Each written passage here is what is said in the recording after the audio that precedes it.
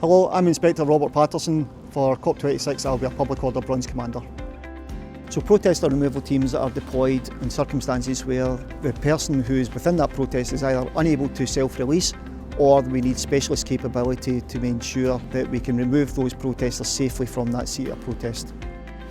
Obviously we have to consider the rights of the protester under terms of Articles 9, 10 and 11 of the Human Rights Act, but that has to be balanced against the needs of the community and their own human rights.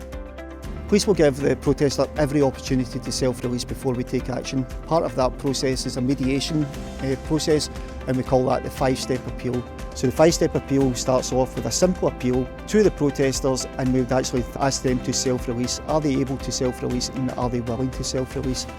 We then, if necessary, move on to steps 2, 3, 4, and if we have to move on to step 5, then the police would take action and actually remove them from the seat of protest. Hello, I'm Constable Keith Jackson, and I will be involved in the public order operation for COP26. It takes time because safety is paramount in everything that we do in protester removal.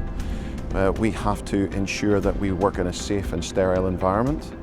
We have to ensure that the protesters are as safe as possible, and we have to ensure that our officers are as safe as possible. This can take time due to the complexity of the environments that we're working in, due to possibly the height that we're working at, or the level of complexity of the devices that the protesters have attached themselves to. It may seem heavy-handed when we are required to use 2, 3, 4 officers to lift a single person, but everything we do is aimed towards the safety of the protester so that we don't harm them.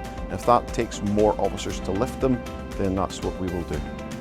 If you see a protester having been physically removed by the police, please be aware that every step has been taken to make sure that that protester has had the opportunity to either self-release or move away from the seat of protest by themselves prior to any police action having been taken.